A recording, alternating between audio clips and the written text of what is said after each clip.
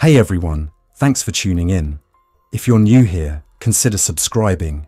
It really helps keep these stories coming. And while you're here, let me know in the comments where you're listening from. Now sit back, relax, and let's get into the story. At first light, I learned how fast a map turns into a plan, and a plan into a barricade. We met on the pier under a salt-stiff flag, while the narrows breathed mist and the cranes waited like patient iron. The incident commander walked us through a board that had already outgrown the easel. Unified command stood up between Coast Guard, Port Authority Police, NYPD, NJSP, FDNY, and the CDC field team out of Fort Wadsworth. Everyone wore ICS vests, operations, planning, logistics, safety, and the names felt like handholds on a wall we had to climb. The orders were simple because they had to be. Hold the quarantine perimeter at Howland Hook. Support PAPD at the mills at Jersey Gardens, the mall, where an ad hoc shelter had formed overnight, and assist NYC Ferry at St. George Terminal to extract a trapped group behind interior gates. Zadie caught my eye over the edge of her thermos. "Pick your fire," she said softly. "Dock, mall or ferry?" "Ferry first," I said. "If we don't relieve that pressure, it will spill onto Bay Street and we'll be chasing it into houses." We shoved off in the RBM, the 45-footer surging as if glad to be given a crisp task. Wind cut low across the Kilvan Cull. The radio cut across everything with tight voices and proper call signs. A PAPD sergeant on a shared channel gave us the picture at St. George. 50 civilians trapped in the glass concourse between the upper mezzanine and the ferry boarding lanes. 2 MTA police officers holding a line at a roll-down gate that had jammed at chest height. They had tried to lower it when people inside reported a man behaving violently. The gate came down unevenly, stuck on a bent track, and the man had shifted from banging with his fist to looking for ankles. We ran the boat into Slip One and took a line from an MTA deckhand whose face showed a night without sleep. MV Andrew J. Barberi idled 2 berths down, crew in orange vests clustered at the rail, watching the glass like it was a weather front. We climbed the pier ladder and crossed under the mezzanine to the gate line. The concourse smelled like cleaner, brass, and coffee that had lost hope.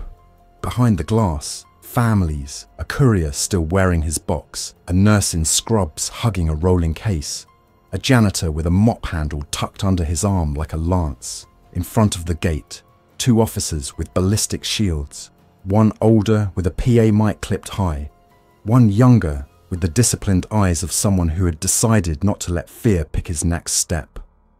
"USCG," I said, flashing the patch. "We're here to get you onto a boat. We'll do this quietly." The older officer nodded once. "He's under the gate," he murmured, non-verbal, bites if he closes distance, doesn't respond to OC. We keep ankles clear and he keeps trying. "Looks like a ferry commuter. We tried names. Nothing."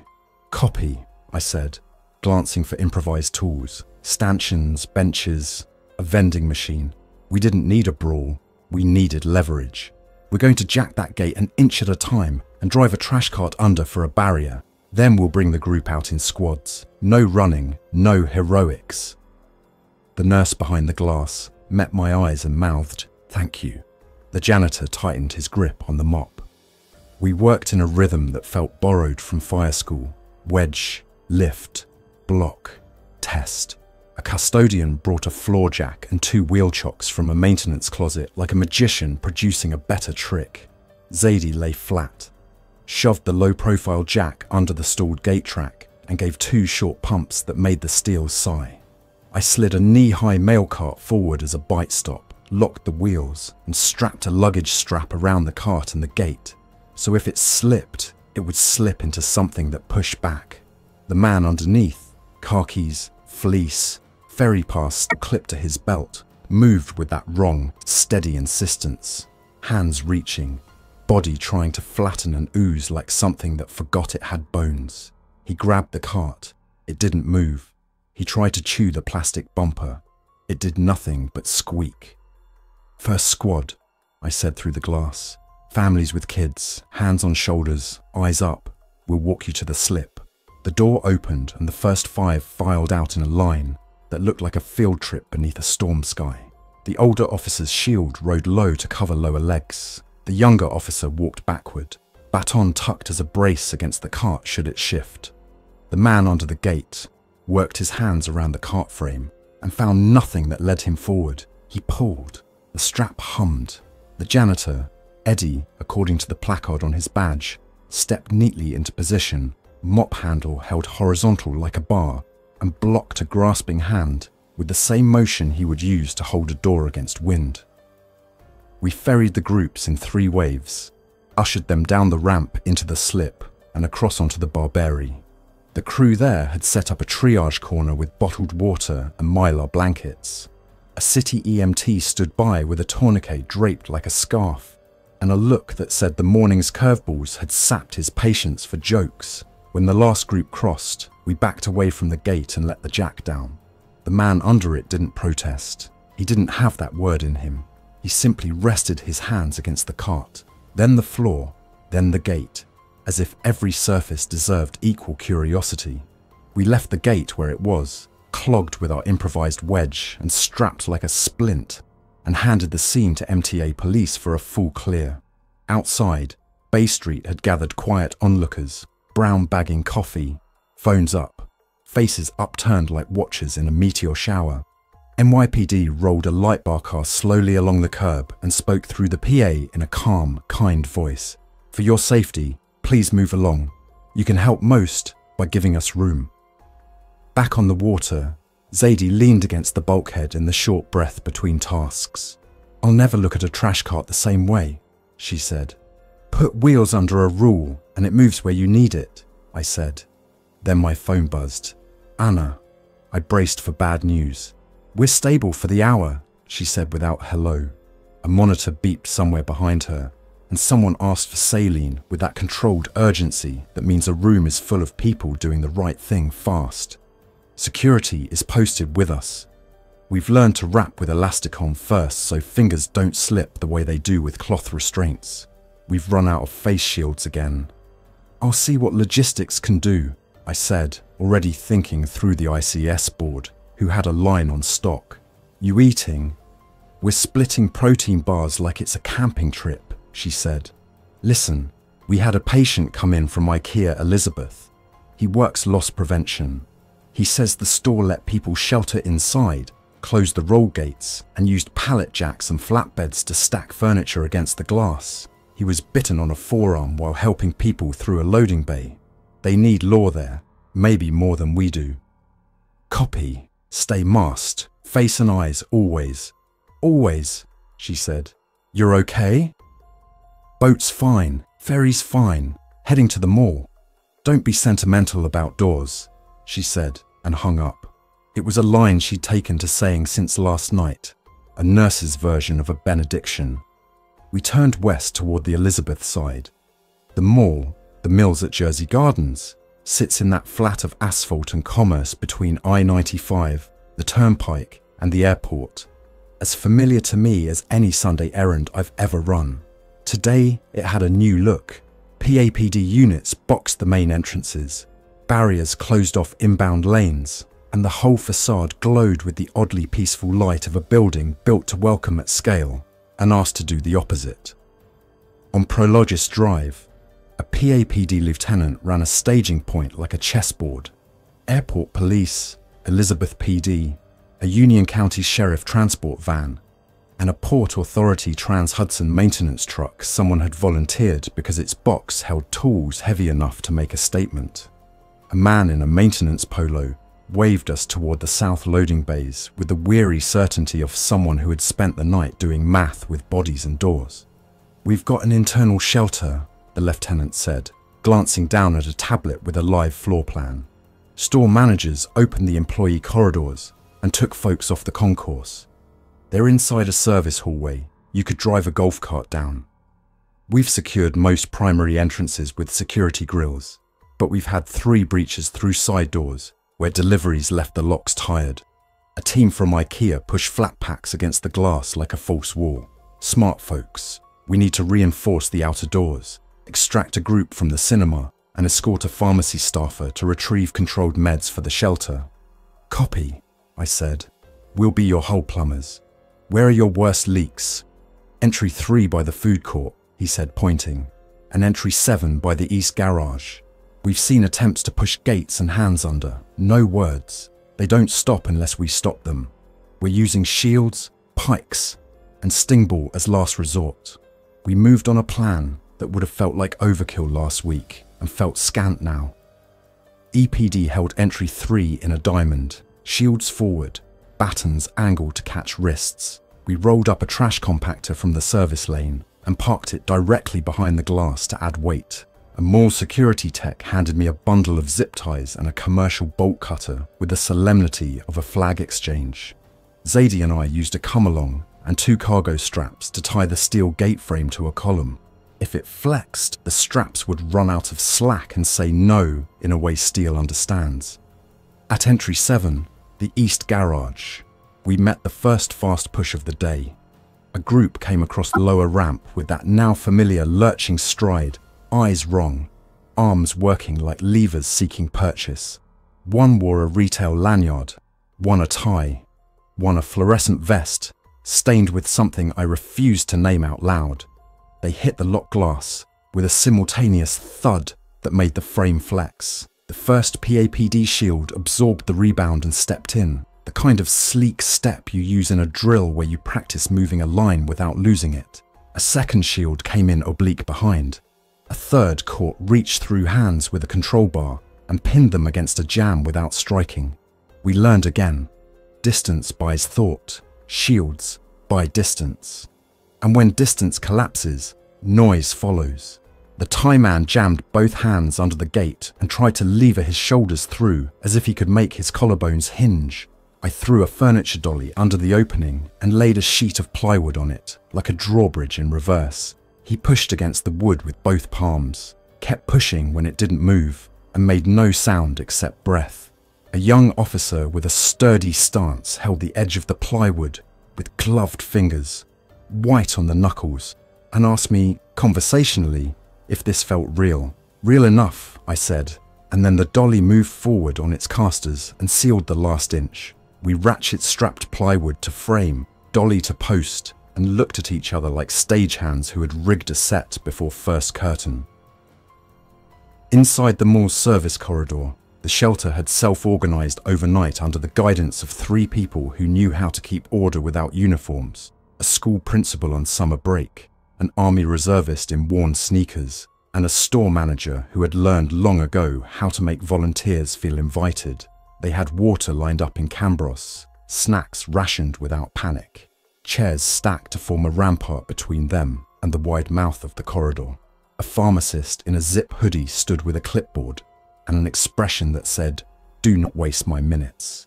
"I need a legal escort to the pharmacy," she said as soon as she saw the vests, wasting no minutes. "Insulin, anti-seizure meds, and antibiotics. My tech and I know the cabinets. We can be in and out in 5 if you keep hands off us." "Done," the lieutenant said immediately.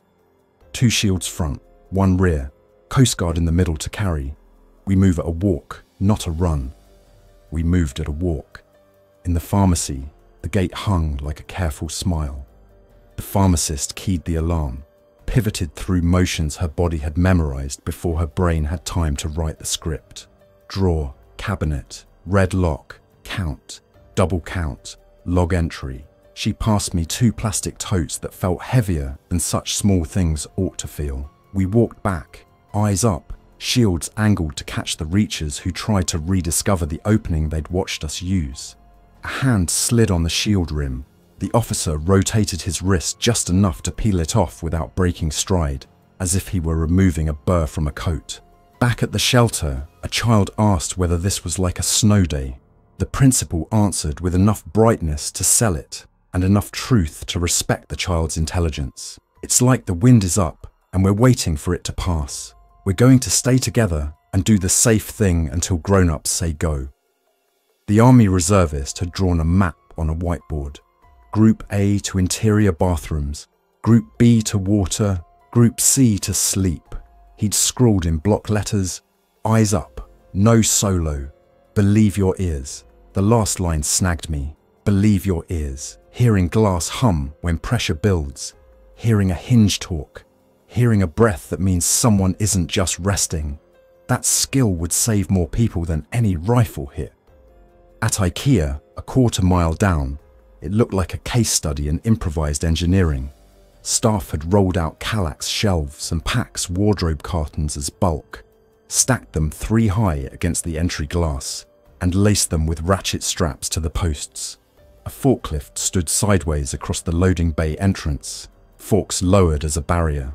A security guard with an AED slung over his shoulder met us with a nod that belonged in an engineering textbook. We put mass where force wanted to go. "Any injuries inside?" Zadie asked. "One bite, one sprain," he said. "We coach people to move like furniture, not like a stampede. Slow is fast." In the East Garage, the problem found us with a new verse. An exit portal to the sidewalk had a panic bar that failed to latch when the door closed. Someone held it shut with a belt until their hand shook, then traded with someone else. We relieved them with 2 C-clamps and a hinge bar we made from a broken U-channel we found near a contractor's stash. When the door tried to remember its purpose and open, it met the unwillingness of steel that had been asked to think differently. By mid-afternoon, the mall and the big box stores had shifted from emergency to rhythm. PAPD cycled lines, gave people water, arranged for NJ transit buses to take the uninjured to a temporary shelter at a high school gym with cots, and a nurse, and a chaplain. The airport side sent us a pallet of face shields that logistics had scrounged from a cargo tenant. Some were tinted for welding, but we were not picky. I sent 2 boxes to Trinitas with a Union County Sheriff deputy who said he was stopping there anyway. Anna texted a heart emoji that looked exhausted. The waterside did not take a breath. The Howland Hook quarantine berth stayed noisy with the small, organised noises of professionals doing a hard job. MSRT shifts rotating, CBP agents logging chain of custody for evidence. PHS doctors taking swabs and handling them like China. We kept Orpheus in a double ring, pier perimeter and water perimeter. A cutter, the USCGC Sturgeon Bay, the Bay-class icebreaking tug home-ported here, sat cross-current like a bulldog, her crew doing the 1,000-yard stare of sailors who have been told to watch a door and not let it open. Toward evening, Ray found me by the staging tent near the mall. He looked shorter in the one light, like day had pressed on him, and he'd given up an inch to it. "My daughter's at the Jersey Gardens Cinema," he said without preamble. "They hid in a hallway when the first one happened in the lobby. She texted me they were quiet, and then her phone died. I need to get her." The lieutenant overheard, stepped in without making a show of it. "We're pulling a team to the theatre when we get the second bus back," he said. "You can stand behind the shield line. You don't go in front. You don't break. You do what we say even if it feels wrong. Deal?" Ray swallowed like he was trying to clear something that wasn't there. "Deal," he said. We went as a 6-pack. 2 PAPD shields, 1 EPD rear guard, Zadie and me as the parts department, Ray as an adult with a father's back straight. The cinema's inner hallway had that carpet that is meant to hide soda spills under galaxies. In the dark, it looked like the sky had fallen on the floor. We found them behind a fire door halfway down. A teenager opened it a crack when she heard Ray's knock, 3 taps and a pause. The same rhythm he said he had used on the door at home since she could remember. Her eyes were larger than they had any right to be. Behind her, a cluster of faces lit by screen light, because a manager had pulled up a blank Showtime slide and used the projector like a flashlight. The manager held a flashlight baton high, like a conductor who had found the right bar of the piece. "We're walking you out," I said softly. "Hands on shoulders, first row behind the shields. No one runs, no one films. We're not a show." They moved like a string of beads, each trusting the one in front not to break. Ray hugged his daughter once, quick as a heartbeat. She hugged back hard and then let go, because letting go was the brave choice. In the lobby, we passed a popcorn machine that smelled like normal life, and the smell made my stomach lurch like a boat at a wake. At the mall's east garage stairwell, a man in a maintenance jacket stood facing a window, palms flat on the glass, forehead pressed against it like a person checking if rain had started. He did not react to our footsteps, the flashlight, or his name from the badge we read. When we guided the teens past, one girl reached out as if to touch his sleeve. The principal, who had come with us to walk the last group, whispered, "Eyes up," and the girl kept her hand to herself and kept walking. The man stayed with his forehead against the glass, breathing fog into a shape that looked like a leaf.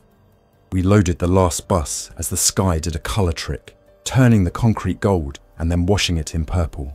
The airport lay out beyond, like a set for a movie about quiet.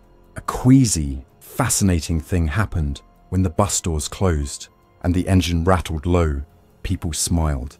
Not the big smiles of a good day, but the small relief that says this part is over. It felt like winning 5 minutes. I took it. We turned our attention back to the water, because the water is where things slip past you when you're busy counting door hinges. A call popped on channel 16, weak, choppy, with too much wind. A kayak in the Kilvan Col, operator unresponsive to hails, drifting toward a pier at Constable Hook. At this hour, the only people who should be on that water were workers and fools. We went anyway, because if you don't go, the call works on you later in the dark. We found the kayak by sound more than sight. Plastic bumping steel, the hollow note of hull against pile.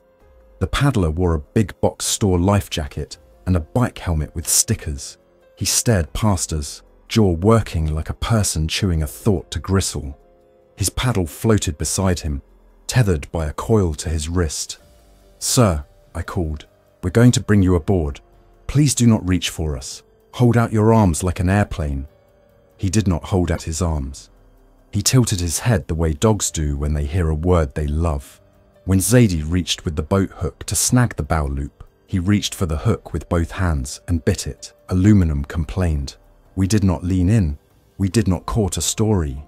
We pivoted the hook, levered the kayak bow against the fender, and used a stanchion line to lash it in place with a bowline and 2 half hitches that would have made my father nod. "PAPD Marine, EPD, be advised," I said on the radio. "We have 1 unresponsive operator in a kayak, likely exposure, no injuries to crew. We're relocating vessel to the pier and securing it. Operator will remain in the kayak until law arrives." "Copy," came 3 voices at once, a rare moment of honest chorus on the air. At Howland Hook, the perimeter held with the strained ease of a good knot. The Sturgeon Bay sounded her horn once as we passed, a note that felt like a hand on the shoulder. On Orpheus's deck, light moved where it should and did not move where it should not. The people who made that happen were worth more than steel. A public health service officer in a Tyvek suit with PHS tape on the back waved us off a ladder as if to say thank you for staying in your lane.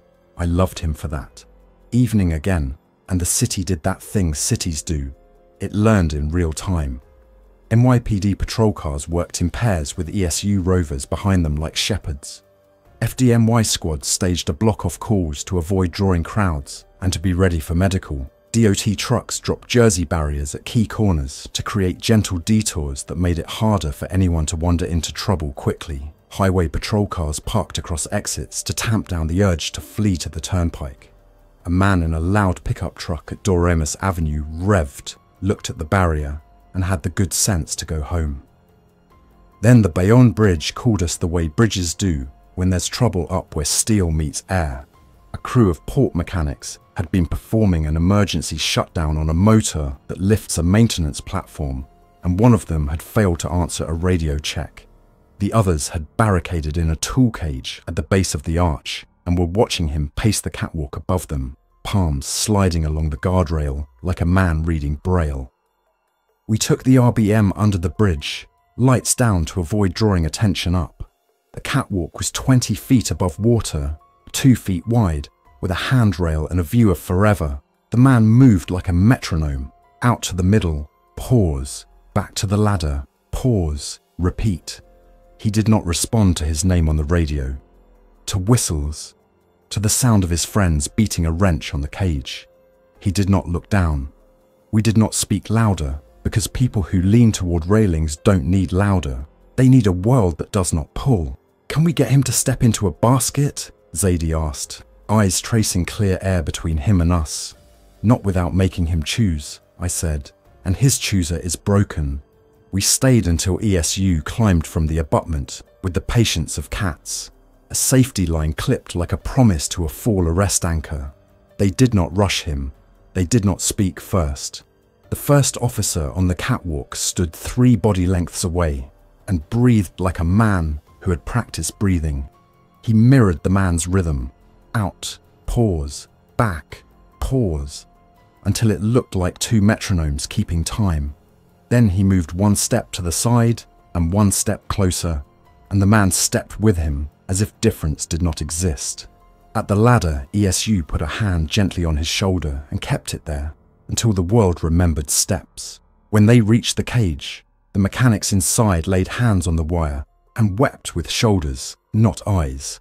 I put a hand on the gunnel and realized my fingers hurt from how hard I'd been holding the rail.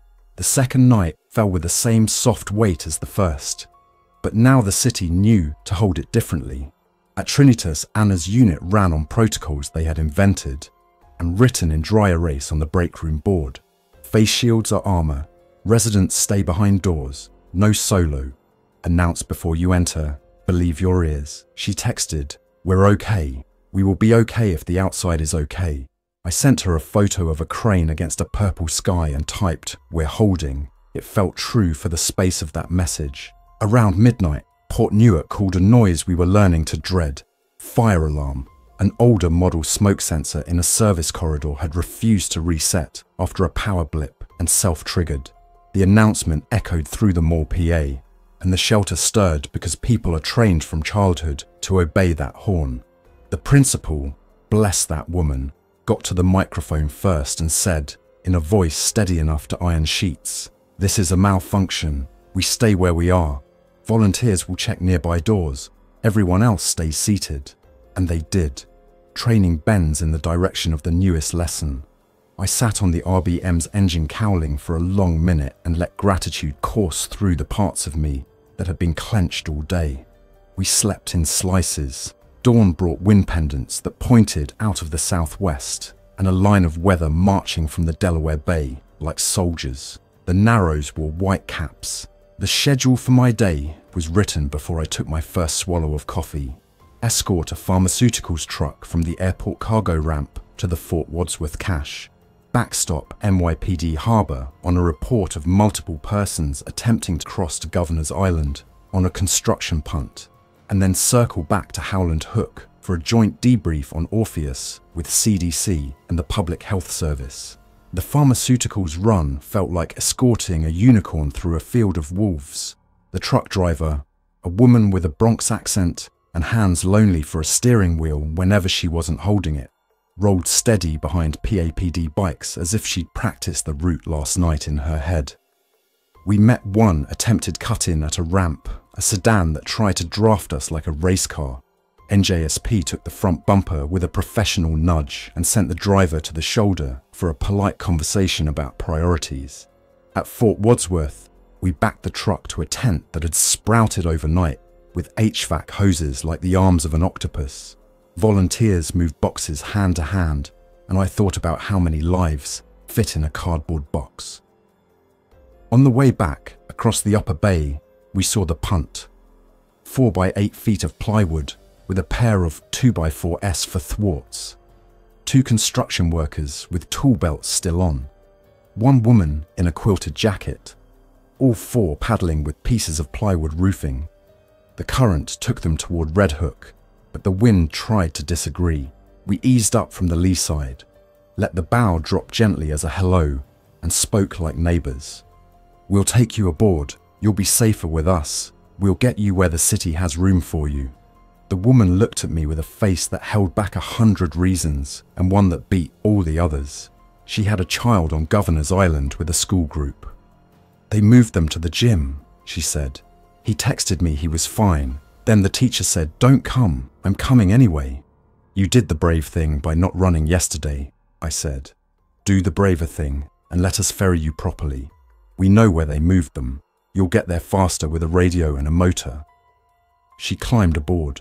The two construction workers followed, as if they'd been waiting for permission to be tired. We towed the punt to a pier and left it with NYPD Harbour, who logged it like a stray dog to be claimed later by a world that remembered receipts. The Orpheus debrief at Howland Hook took place under a tent that smelled like coffee and rain. The CDC lead wore the same suit he'd worn yesterday and carried a new heaviness in his posture, like a man who had read too many emails overnight. He reported what they knew with the kind of caution that saves lives. Incubation variable from minutes to a few hours, depending on exposure type. Salivary contact very likely. Blood contact very likely. Aerosol evidence not established, PPE. Eyes and face mandatory, double gloves recommended. Bite-proof forearm guards helpful where available. Restraint and distance fold into every other instruction. Deceased do not remain so reliably. Law enforcement to coordinate with medical before moving remains. The word zombie did not cross his lips. He spoke like a man travelling on a cliff road in fog. No quick turns. Constant attention. Questions went around the circle. CBP asked about cargo trays from Orpheus's last ports. We learned she had called in Algeciras, Giotaro, and Tangier Med before the Atlantic. USCG Intel would backtrace crew changes through flag state and owners. PAPD asked for guidance on hospital support at the doors. How many officers? What kind of shields? When to fall back? When to transfer to medical restraint? PHS promised a one-page that afternoon. FDMY asked whether decon showers made sense for bite exposures. CDC said yes for contamination, not as a cure. Wash, cover, transport. When we stepped out from under the tent, rain had turned to a steady curtain. The cranes wore beads of water. The bay flattened in that way it does when the air is too busy with drops to also be busy with wind. The city seemed to exhale.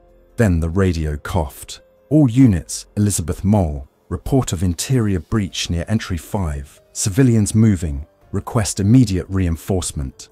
We were in the RBM and clipping the chop before the word settled. Entry 5 we knew. The one by the food court. Heavy glass doors. Roll gate in a track that had stuck twice today. As we approached, I saw the problem before I saw the solution. People in the food court had heard a rumour that buses were out front. They gathered, saw the roll gate half open, and tried to wedge through, not because they were careless, but because fear makes smart people hurry. On the other side, 3 figures, wrong in the now familiar way, pressed into the gap with hands that did not feel the pinch. "Stop!" The principal's voice rang on the PA, and to their credit, dozens of people did. The roll gate creaked another inch as a bolt somewhere remembered its fatigue. I looked at Zadie. She looked at the fire standpipe riser in the corner and then at me.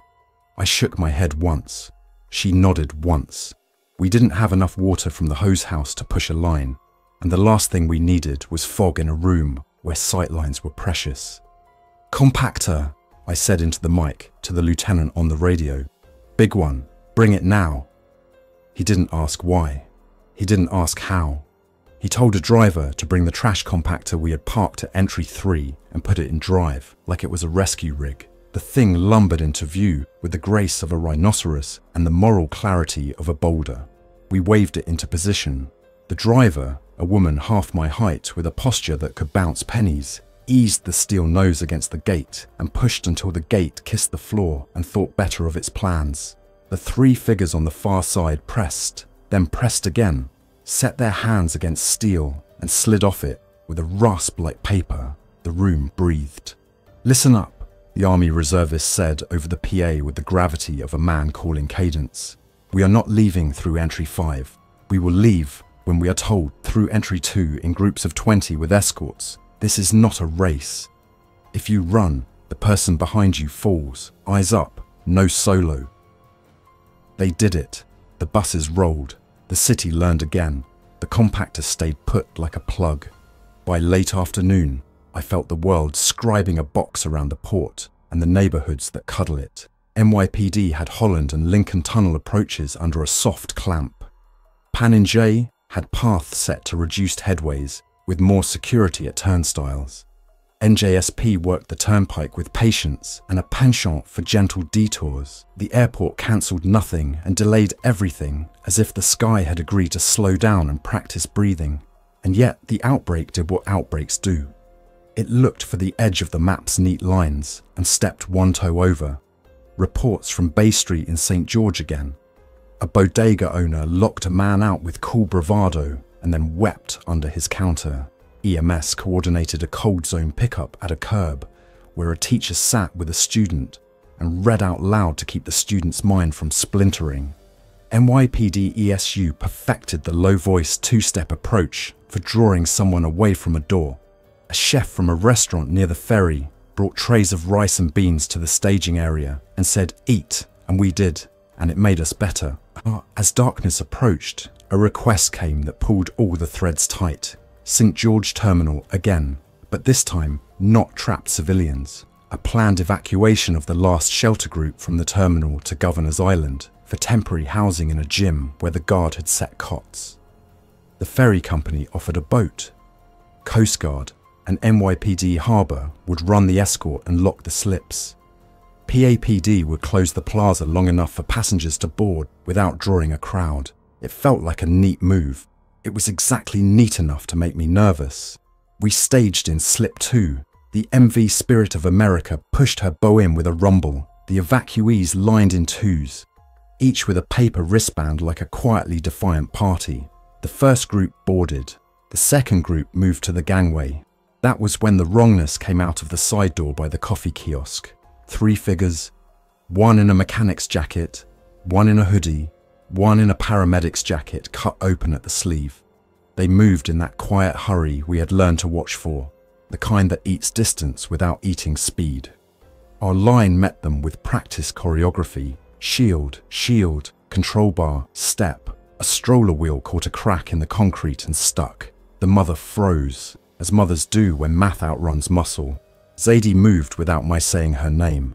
She grabbed the stroller handle, lifted, and handed it to me as if we were passing a tool. I set it on the ferry deck with the ease of moving a cooler. The mother stepped after it, said thank you with her eyes, and then turned those eyes to the mechanic's jacket as it slid by. He leaned toward the stroller and met a clear polycarbonate shield with a polite thump that would have been funny on any other day. The last group boarded under a chord of noises that belonged to bridges, docks, and hearts. The Spirit of America backed out, turned her nose to the east, and made a slow, sure line for the island. NYPD Harbour's boat tucked on her starboard like a sheepdog. We tucked on port. The water under us felt like a friend. I stood with one hand on the rail and another on my radio and watched the statue in the skyline pretend everything was a postcard. In the pilot house, the captain made no show of expertise. He just did the work. When the ferry came back empty, the captain leaned out the window a fraction and said, "Nice line." I said, "Nice helm." Men of few words paid each other in honesty. I wish I could say day 3 got easier. It got more competent. That's different. Competence looks like quiet in the middle of noise. It sounds like fewer words on the radio and more meaning in each one. It tastes like coffee that never cools because you never finish it. It feels like sore hands inside gloves and a face that has learned how to wear a shield without resenting it. We spent the morning on water cordon work, booms across slips where it made sense, lighting on dark corners of piers so shadows stopped lying, signs that said "no landing" in English and Spanish, with a pictogram for people who read picture first. We watched for the small stuff. A rental skiff whose operator didn't answer. A stand-up paddleboarder who believed in himself more than current. A man in an old sunfish who waved too enthusiastically. We learned a new trick from NYPD Aviation. Fly the helo farther offshore at night so the rotor wash and the sound don't draw watchers to the fence line like moths. It worked. At noon, a call-out came over an interop channel that put every agency's logo under one sentence. Breach inside Howland Hook Gate, north corner. Request immediate law and medical. The north corner was where the security fence met the pier with a habit of collecting litter and bad ideas. We ran at it with everything we had and arrived to find one security guard down with a laceration, non-serious, oozing more fear than blood, and 2 intruders inside the fence pressing toward the Orpheus gangway like iron filings toward a magnet. MSRT held the gangway top with shields and long guns at low ready.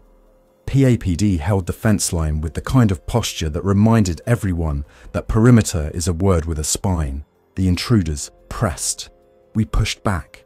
When one reached for a chain link and tried to climb, as if climbing were the only verb he knew, a sergeant fired a 40mm sponge round at the thigh.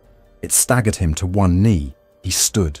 A second round, then a third. Stagger, stand, stagger. On the fourth, he fell and did not rise. 2 officers moved in with shields and cuffs, and the world remembered we had tools. A public health officer in Tyvek appeared like a refrain from a different song and swabbed the guard's wound with a gentleness that would have made poets ashamed. "You're lucky," he murmured. "You're okay." The guard nodded, eyes flooded, pride refusing to share his face with tears in public. By late afternoon, the mall shelter was down to the last 2 groups, both with special needs.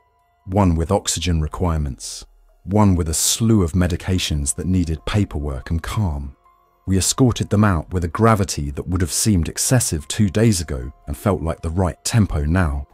When the last bus door closed, the principal leaned against a pillar and laughed once, a short, barked note of victory. The army reservist sat on an upturned crate and took his first deep breath in 30 hours. The store manager wrote "thank you" on the whiteboard and underlined it 3 times because 3 felt right. In the space created by those last buses, fatigue rushed in like water through a new gap. Officers who had been pillars allowed themselves to sag a degree against their shields. Medics who had been in constant motion leaned on their rigs and stared at nothing, which is often the best thing to stare at when your head is full. I walked into a service corridor and found an outlet to plug my radio battery into and leaned my forehead against cool painted cinder block and told myself that standing still could also be service. The evening brought a unified command briefing that felt like we were pivoting the city from sprint to marathon. CDC shared preliminary language the mayor and governor could use without painting us into rhetorical corners. Unusual outbreak behavior, modified safety posture, temporary quarantine perimeter, evidence-based response. They asked us to stop saying headshots on radios, even in frustration because words travel. The IC reminded us that video travels faster. He had a social media team asking people to stop filming close enough to get hurt. FDNY asked to add Firewatch to the mall and big box list because empty buildings get mischievous. DOT offered portable message boards for approaches to the port to tamp down curiosity. When the meeting broke, I stepped outside and the rain had washed the day clean in the way rain lies about its capacity. The cranes dripped. A gull landed on a light pole and shrugged as if to say he'd seen worse. The Orpheus sat under the light towers, an apartment block painted by sodium vapor. She had brought her emptiness home and slept tied to a pier that had seen everything. She'd see more yet. I walked down to the RBM to check the lines. Zadie was there already, coiling something that looked like a snake made of nylon. She glanced up, squinted like she was reading small print on my face, and said, "You're running on fumes." "So are you," I said. "We have 10 minutes, she said. "Let's use them like we'll need the next 10. She sat on the engine cowling, handed me half a sandwich that tasted like salt and kindness, and we watched the chop bruise itself against the pier. "Do you think this is the high water mark?" I asked, surprising myself with the question. "Or is the tide still coming in?" She chewed, swallowed, considered like a person who likes to be right more than she likes to be fast. "I think this is the part where we learn to surf," she said. "Tides aren't moral, we just work." A text buzzed in.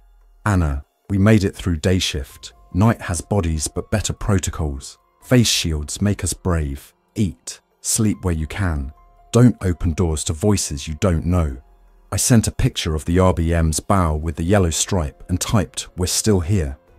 The next morning, We paid the bill for 3 days of going fast. Little things bit us. A radio battery died at a bad moment. A roll gate that had held decided to sag, then decided not to, then decided again. A volunteer drove a pallet jack into a glass panel he was trying to protect and almost solved the wrong problem. Logistics found us tape for our glasses because sweat and shields breed slip.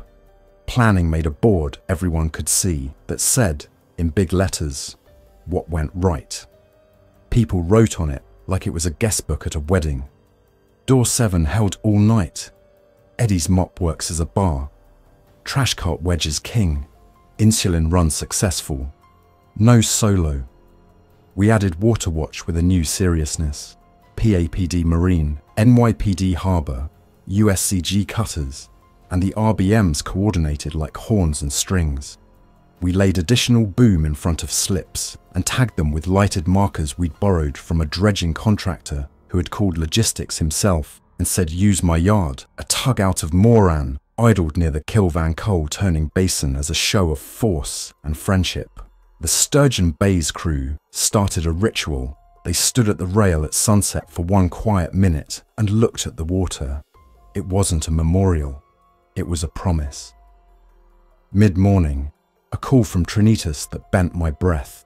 "We're evacuating ICU to a step-down unit. We need hands to carry and Law to ride the elevator with us. The layout of that hospital is a warren I know from waiting rooms and holiday shifts." We met Elizabeth PD at the loading dock, went up in 2 elevators that smelled like disinfectant and old paint, and stepped into a hall where nurses moved like dancers. Precise steps, planned touches, a rhythm that said we will not miss a beat. Anna wore a visor and a disposable gown, and the expression of a woman who could bend time. She pointed, "Mrs. Velasquez first, vent on battery. Lift with your legs, not your back. We're not breaking spines today." We moved beds like pontoons on a river. Security rode the elevators with us and stood in the doorway of the new room until the monitor said the heart inside the room was not thinking about leaving. The respiratory therapist ran the vent with hands that looked too soft for such serious work and whispered, "You're okay" in Spanish, and then in English, because both were true. In the stairwell between floors, we passed a man with his hands bound to the rails with soft restraints and a nurse reading out loud to him from a children's book. It was not for him, it was for her. Reading steadies hearts. On the way out, Anna wiped sweat from her eyebrow with a forearm because hands were busy, eyes smiling above the mask. "You smell like diesel," she said. "That's a good smell today." "You smell like lemon wipes," I said. "That's a good smell today." She squeezed my arm with fingers that had pressed 100 IVs and 100 hopes, and then she went back inside to the work. I went back to the RBM and watched the hospital from the water for a minute, as if my eyes could stand watch as well as hands. Late afternoon brought a radio call from NYPD Harbour that sketched the next horizon. Reports of similar incidents in Sunset Park and near the Brooklyn Army Terminal. Not many, not big, but they're on the map. No agency wants the map to grow. Maps grow anyway. We extended the water cordon south an extra mile and pre-staged at Owl's Head with a case of bottled water and a readiness that was starting to feel like muscle. We ended the day with a meeting that did not feel like an ending. Unified command again under the tent. The IC did a thing I will never forget. He asked each section chief for one sentence that honoured another team. Logistics thanked operations for not making promises the supply chain couldn't keep. Planning thanked public health for saying we don't know yet without shame. PAPD thanked the janitors at the mall by name. FDNY thanked MTA for the ferry coordination. USCG thanked NYPD for flying so quietly at night. The CDC lead thanked a security guard at the pier, who had stood 12 hours with a shield and a quiet no. We wrote it on the board under what went right. We thanked each other out loud. That night, in my apartment, I left the table against the door, and the window cracked because I believed Anna and I believed my ears. The city outside sounded like a machine idling. In the distance, a siren rose, fell, rose, then ceased, as if the world had decided to let someone sleep. I cleaned the Mossberg and the 9mm, not because I planned to use them, but because doing a task with clear steps and a beginning and an end makes a day feel like a thing that can be managed. I drank water. I texted Ray, "How's your daughter?" He answered, "Saw the sky from the bus, says it tasted like freedom." I smiled at the screen. I let the radio whisper for a while. I slept in short shifts and dreamed of Orpheus's bridge again, but this time the autopilot alarm was silent and someone had their hands on the wheel. On day 4, the city did what cities do once they know where to put their hands. Schools stayed closed in the Port District. Sanitation collected trash on modified routes to keep trucks out of tight alleys where sound echoes wrong.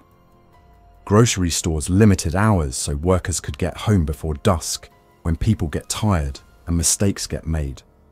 Churches opened halls for day shelter with posted safety teams at the doors, not to be bouncers, but to be a set of calm eyes. The governor released a statement that used the words we had workshopped and left out the ones that would turn us into an episode of something.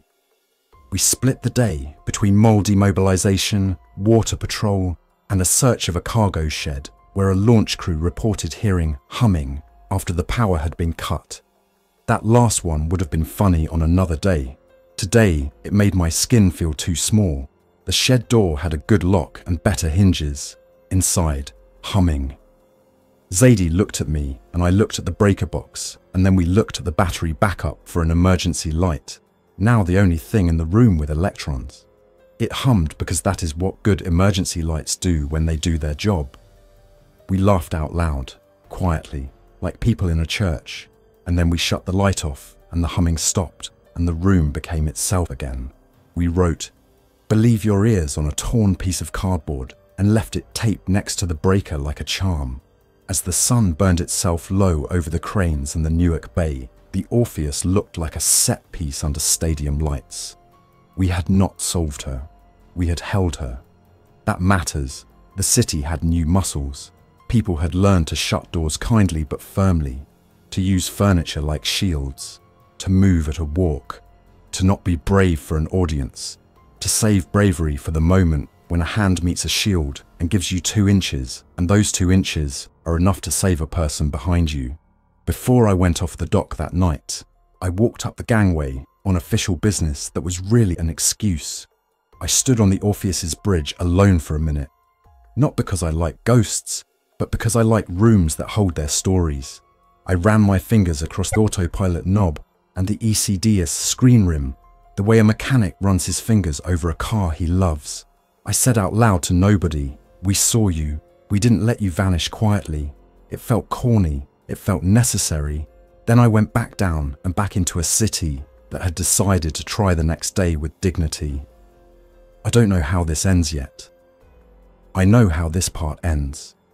With a crew of a small boat standing at the rail with paper cups of coffee, with a nurse rubbing an indentation on her forehead, where a face shield sat all day, with a security guard texting his mother, with a principal sleeping on a mat because she told every child she would be the last to leave and then was, with a longshoreman walking past a crane and touching it like a lighthouse, with a Coast Guard cutter riding a tide that does not care and caring anyway, with the sound of rotor wash moving farther offshore, with the Orpheus tied to a pier and the city tied to itself. Tomorrow, we will do it again. Distance, face protection, no solo actions. We will treat doors like friends and gates like tools. We will carry boxes that make hearts beat steady, and we will write more items under what went right. We will teach each other the small tricks that keep mouths from skin and panic from feet. And when the story wants a hero, we will give it a line of people walking at a calm pace between 2 shields toward a ferry, a bus, a gym with cots, a home with a locked door and a window cracked an inch to let fear out. That is how we win the hour. We win enough hours and we give science time to catch up and give the story a better name than the one movies gave it. Thanks for listening. If you enjoyed this story, don't forget to like and subscribe. Your support keeps these creepypastas coming. Until next time, stay alert, stay safe, and never ignore the feeling that something is watching.